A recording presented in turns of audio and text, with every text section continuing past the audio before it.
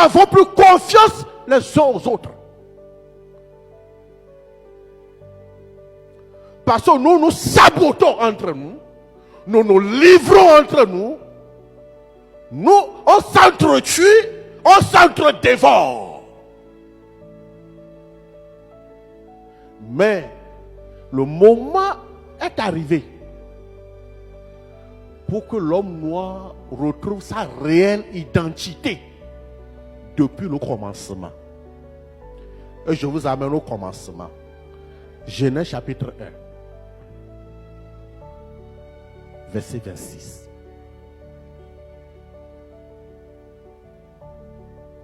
Genèse chapitre 1, verset 26. Soyez là-bas, je vais vous lire quelque chose. Qui nous sommes réellement? Qui est l'homme noir, c'est qui?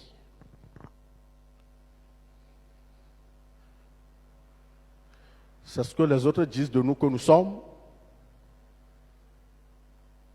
Qui est l'homme noir? Genèse 1, verset 26.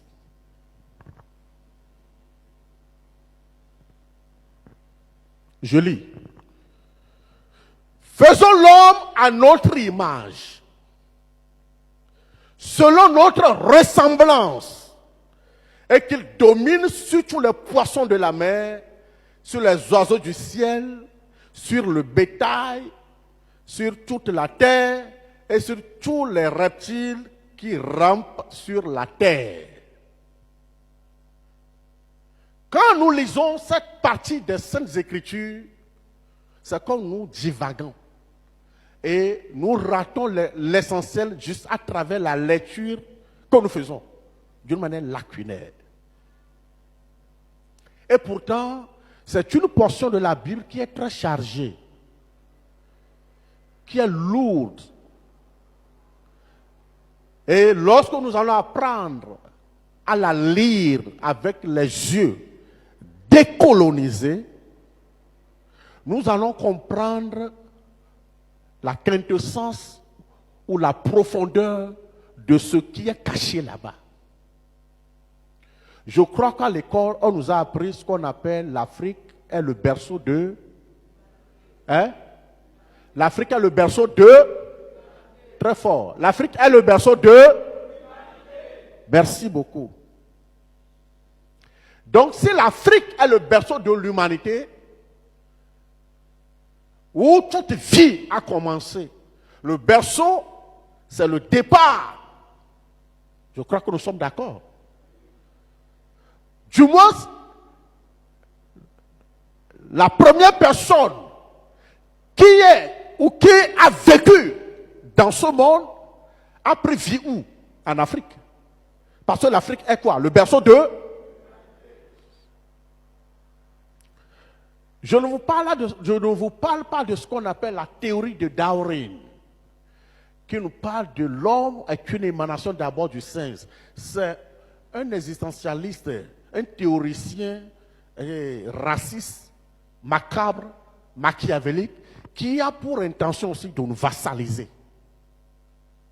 Suivez-moi bien. L'Afrique, quand on dit quel est le berceau de l'humanité, et nous sommes en train de voir Genèse chapitre 1, verset 26, qui dit, faisons l'homme, comment? À notre... je veux entendre que ta voix dépasse l'acoustique de la salle. Faisons l'homme à notre... Et l'Afrique est le berceau de... Le premier noir a vécu où? Faisons l'homme à notre... Selon notre... ressemblance. Donc si le premier homme a vécu sur la terre de nos aïeux, en Afrique, et que nous sommes réellement à l'image de Dieu, selon sa ressemblance, Dieu est comment? Acclame le Seigneur.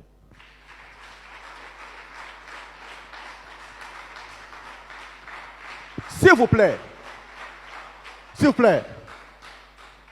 dis-toi, je suis créé à l'image de Dieu, selon sa ressemblance.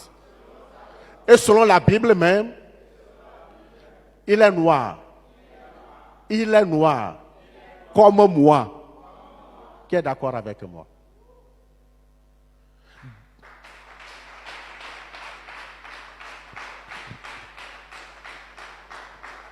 Moi, je ne parle pas de la façon dont nous voulons l'expliquer à travers les récits qu'on sort. Moi, je ne le vois pas ici. Mais Genèse 1 déjà nous prouve en suffisance que Dieu, sur son trône, en créant l'homme qu'il a déposé en Afrique, s'il est noir, c'est qu'il est vraiment l'image de Dieu. Acclame le Seigneur.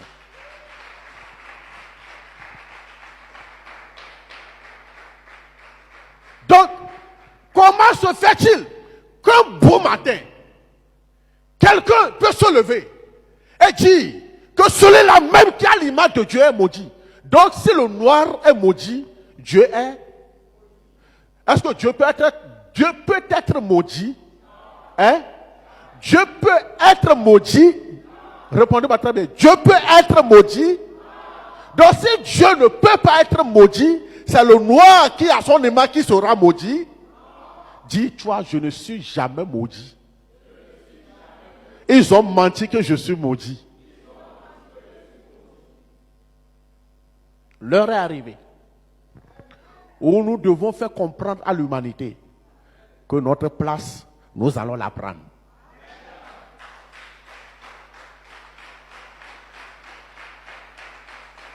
Praise the Lord. La vie a commencé par nous. L'humanité, l'humanisme a commencé par nous. Nous sommes les dépositaires de la vie, de ce qu'on appelle l'anthropologie dans ce monde. La vie sociétale, l'amour pour le prochain. Tout ce qui est bien caractérise l'homme noir. Parce que c'est comme ça que Dieu est. Praise the Lord. I say praise the Lord.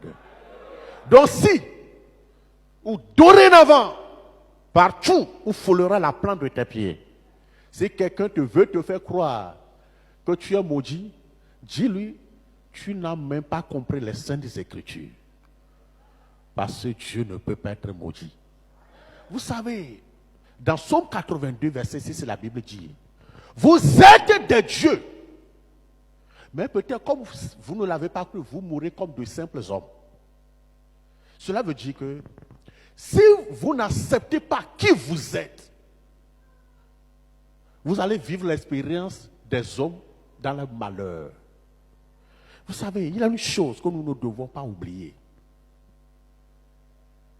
Tout ce qu'on nous a servi comme théologie par les Blancs, on doit les réapprendre et réétudier.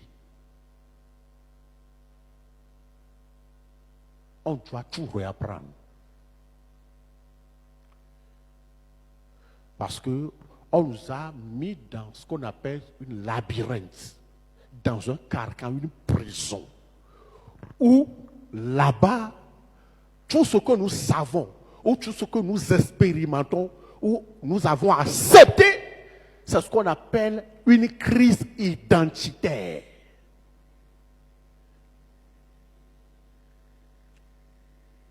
D'autres veulent nous faire croire. Pourquoi ce message? Non! Vous savez, regardez-moi très bien et comprenez cette vérité ou cette action. Tout enfant qui ne connaît pas son papa. Écoutez, ce que je suis en train de vous dire n'a rien à voir avec la moquerie, ni de jeter de l'anathème sur ceux qui n'ont pas connu leur père. Non. Celui qui n'a pas connu son papa, c'est-à-dire ce que je veux dire, c'est que c'est pas que tu ne connais pas ton père biologique ou bien il est mort avant que tu ne sois né. Non. La connaissance du père dont je veux parler ici, c'est comme ta maman ne t'a jamais montré ton père. Ou tu as été élevé dans la maison maternelle. Devenu grand, tu dois savoir une règle. Dans la maison maternelle, quel que soit ce qu'on a pour toi comme amour, il y aura un moment où certaines velléités vont commencer par sortir. Où on dira, va chez ton père. Est-ce que c'est chez ton père ici?